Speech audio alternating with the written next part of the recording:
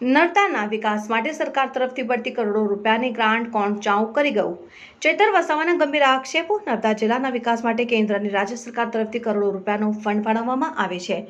નર્મદા જિલ્લાના વિકાસ માટે કેન્દ્ર અને રાજ્ય સરકાર તરફથી ફાળવવામાં આવતું કરોડો રૂપિયાનું ફંડ સરકારી કચેરીઓ અને એજન્સીઓ બારોબાર આયોજન કરી લેતા હોવાનો ડેડિયાપાડાના ધારાસભ્ય ચૈતર વસાવાએ આક્ષેપ કર્યો છે. નર્મદા જિલ્લાના વિકાસ માટે કેન્દ્ર અને રાજ્ય સરકાર તરફથી કરોડો રૂપિયાનું ફંડ ફાળવવામાં આવે છે, પરંતુ સરકારી અધિકારીઓ અને એજન્સીઓ સાથે મળીને કરોડો રૂપિયાના આયોજન બારોબાર કરતા હોવાનો આક્ષેપ ઉઠ્યો છે, જેના વિરોધમાં આમ આદમી પાર્ટીના ડેડિયાપાડાના ધારાસભ્ય અને ભરૂચ લોકસભા બેઠક પર ઇન્ડિયા ગઠબંધનના ઉમેદવાર ચૈતર વસાવાએ વિરોધ નોંધાવ્યો હતો. ચૈતર વસાવા સાથે મોટી સંખ્યામાં સ્થાનિક નર્મદા જિલ્લા કલેક્ટર કચેરી ખાતે આવેદનપત્ર આપવા માટે પહોંચ્યા. તંત્ર દ્વારા તમામ રજૂઆતકર્તાઓને કલેક્ટર કચેરી આવેદનપત્ર આપતા રોકવામાં આવ્યા હતા અને ચૈતર વસાવાએ પ્રતિક્રિયા આપતા જણાવ્યું કે અમને આવેદનપત્ર આપતા રોકવામાં આવ્યા છે, જેનું કારણ એ છે કે ક્યાંક ને ક્યાંક જે વહીવટ થાય છે તેનો રેલો ભાજપના નેતાઓ સુધી પહોંચે તેમ છે, જેથી ભાજપ પોલીસને આગળ કરી રહી હોવાનો પણ ચૈતર વસાવાએ આક્ષેપ કર્યો હતો. રિપોર્ટર અજર પઠાણ, સત્ય ડે ન્યૂઝ, ડેડિયાપાડા.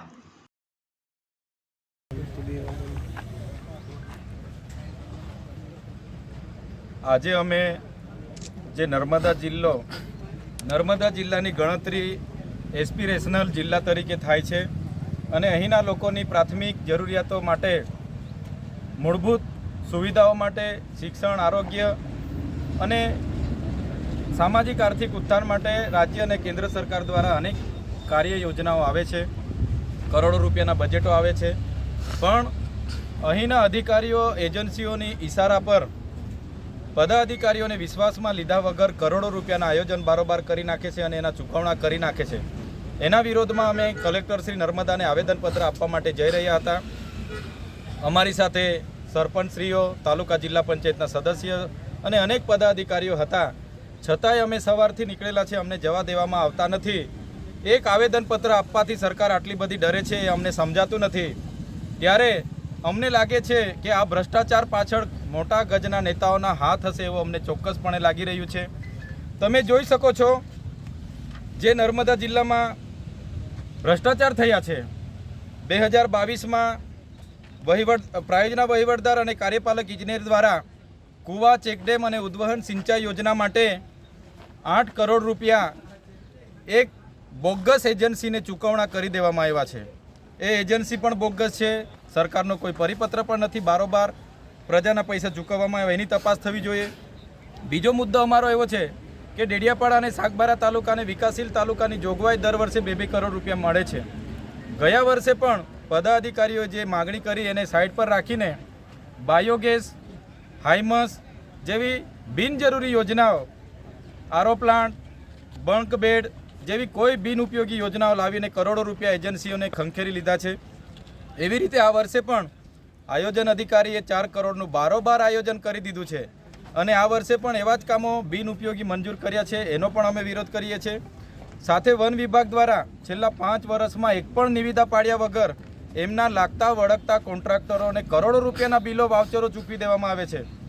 એનો પણ અમે વિરોધ કરીએ છીએ. સાથે મનરેગામાં જે એજન્સી ફિટ કરેલી છે એ એજન્સીએ આ વિસ્તારમાં ડેડિયાપાડા તાલુકામાં પોતાનું ગોડાઉન નથી રાખ્યું કે ડેડિયાપાડા વિસ્તારમાં કોઈ મટીરિયલ નથી રાખ્યું, રોયલ્ટીવાળા બિલો પણ નથી રજૂ કર્યા, છતાં પંચાયતો પર મોટી ટકાવારી લીધી છે. એનો પણ અમે વિરોધ કરીએ છીએ. અને આવતા સમયમાં જે આદિ આદર્શ ગ્રામમાં છે 18 કરોડનું જે રોડ રસ્તાના કામો અમે બધાએ લડ્યા ત્યારે સરપંચોને 18 કરોડના કામો આપ્યા અને બીજા 50 કરોડનું બારોબાર આયોજન કરી લીધું છે. એનો અમે વિરોધ કરીએ છીએ. અને તમામ કામગીરી, તમામ યોજનાઓ જ્યારે પણ આવે, જેનું બજેટ આવે તો ગામ પંચાયત પર ગામ સભામાં એનો ઠરાવ લેવામાં આવે, ગામ પંચાયતને જ કામ કરવાની અધિકાર આપવામાં આવે, એવી અમારી માગણી છે. અને જેટલા પણ અધિકારીઓએ બારોબાર આ બિલો ચૂકવેલા છે એના પર તાત્કાલિક ધોરણે વિજિલન્સ તપાસ થાય.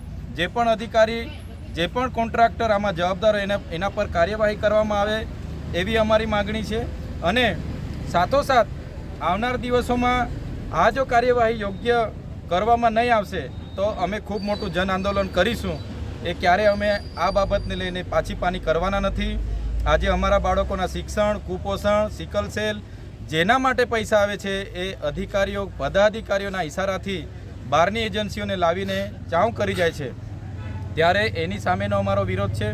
સાથે સાથે અમારા સિંચાઈ વિભાગમાં સ્ટાફ નથી, તાલુકા વિભાગમાં કોઈ હાજર નથી રહેતું, મામલતદારમાં સ્ટાફ નથી. ત્યારે આ બાબતને લઈને પૂરતા શિક્ષકો મુકાય, પૂરતી શાળા બંધાય, આંગણવાડી બનાય, એના માટે પણ અમે રજૂઆત કરવા માટે જતા હતા. છતાં અમને પોલીસ આજે મોવી ખાતે અટકાવેલા છે અને અમને આગળ જવા દેવામાં આવતા નથી. ત્યારે અમે આપના માધ્યમથી કહેવા માગીએ છીએ કે આ લોકશાહીનું હનન છે, અમને દબાવવાની વાત છે. આવનાર દિવસમાં આ મોટો ભ્રષ્ટાચાર ખુલ્લા પાડવા માટે આવનાર દિવસોમાં હજારોની સંખ્યામાં લોકો સાથે અમે જઈશું અને અમને ધરણા કરવો પડશે, આંદોલન કરવું પડશે, રેલી કરવી પડશે, ત્યાં કલેક્ટરની કચેરીની ઘેરાવો કરવો પડશે કે નર્મદા કમલમનો ઘેરાવો કરવો પડશે, તો અમે કરીશું. પણ અમારા લોકોને ન્યાય આપીને જ અમે રહેવાના છે. આજે ભલે પોલીસે તાનાશાહી વર્તન કરીને અમને રોકી દીધા છે, પણ આવનાર દિવસમાં આનાથી પણ વધારે સંખ્યામાં, મોટી સંખ્યામાં અમે જઈને આવેદન આપીશું. એ જ આપણા માધ્યમથી સૌને કહેવા માગીએ છીએ. ધન્યવાદ.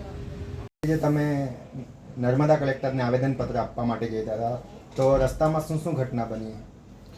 અમે આજે જે અધિકારીઓ અને એજન્સીઓ દ્વારા અહીંના સરપંચ હોય, તાલુકા જિલ્લાના સદસ્ય હોય કે ધારાસભ્ય MP હોય, એને વિશ્વાસમાં લીધા વગર બારોબાર આયોજન કરીને એને મંજૂરી આપીને જે ચૂકવણા કરવામાં આવ્યા છે, તો આ કરોડોના ચૂકવણા કર્યા બાદ એની કામગીરી થઈ નથી. તે બાબતને લઈને અમે આવેદનપત્ર આપવા માટે રાજપીપળા કલેક્ટરશ્રીને ત્યાં જઈ રહ્યા હતા.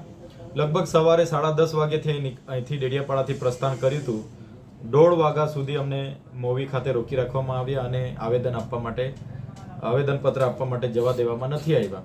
ત્યારે આ એક લોકશાહીનું હનન છે અને લોકપ્રતિનિધિ જ્યારે એમના વિસ્તારના લોકોના હિતો માટે રજૂઆત કરવા જતા હોય તે એમને દબાવી દેવામાં આવે એ યોગ્ય નથી. અને આવનાર દિવસોમાં અમે આનાથી પણ વધારે આક્રોશ સાથે મોટી સંખ્યામાં જઈશું અને રજૂઆત કરીશું. અમારી રજૂઆત એટલી હતી કે જે અમે આ વિસ્તારમાં નહોતા એ દરમિયાન જે કામો થયા છે, જેમ કે પ્રાયોજના વહીવટદાર અને કાર્યપાલક ઇજનેર દ્વારા એક બોગસ એજન્સીને 8,62,00,000 પેમેન્ટ ચૂકવણું કરવામાં આવ્યું છે. એ કામો પણ થયા નથી અને એજન્સી પણ બોગસ છે. તો એની પણ તપાસ થવી જોઈએ. કોઈ પણ સરકારી પરિપત્ર વગર બારોબાર વર્ક ઓર્ડર, ચૂંટણીના આચારસંહિતામાં વર્ક ઓર્ડર આપીને એને પેમેન્ટ ચૂકવી દીધું છે. સાથે તમે જોઈ શકો છો ડેડિયાપાડા અને સાગબારા તાલુકાને વિકાસશીલ તાલુકામાં મૂકવામાં આવ્યા છે અને આ વિકાસશીલ તાલુકા માટે 2 કરોડ રૂપિયા આવે છે. તો આ 2 કરોડ રૂપિયાની આયોજન કરવા માટે પદાધિકારીઓ સાથે ચર્ચા વિમર્શ કરીને આયોજન કરવાનું હોય છે. મીટિંગ થઈ ગઈ, પરામર્શ થઈ ગયો, અમે આયોજન પણ આપી દીધું, પણ આયોજન અધિકારીએ નવસારીની એજન્સી સાથે મળીને બારોબાર આયોજન કરીને બાયોગેસ પ્લાન્ટ, હાઈમસ, બંક બેડ જેવી કામ વગરની બિન ઉપયોગી આયોજન મંજૂર કરી દીધું છે. તો એ પણ રદ કરવામાં આવે અને નવું આયોજન પદાધિકારીઓની મીટિંગ દ્વારા કરવામાં આવે એવી માગણી અમારી છે. સાથે સાથે વન વિભાગ, નર્મદા વન વિભાગે અહીંયા એક કાર્યક્રમ કર્યો, એમાં 6 કરોડ રૂપિયાનો ખર્ચો એમણે ઉતાર્યો છે. તો આ પ્રોગ્રામ કરવા માટે તમે 6 કરોડ રૂપિયા શેમાં વાપર્યા છો? ટ્રાઇબલના પૈસા છે, અમારા લોકોના પૈસા છે, એનો જવાબ એમણે આપવો જોઈએ. અને છેલ્લા 5 વર્ષથી નર્મદા જિલ્લામાં જેટલી પણ રેન્જો છે, તમામ રેન્જોમાં એક પણ નિવિદા નથી થઈ. એમના લાગતા વળગતા એજન્સીઓને 5 વર્ષથી કામો કરાવે છે અને કરોડો રૂપિયાના બિલો વાઉચર પર ઉતરી ગયા છે.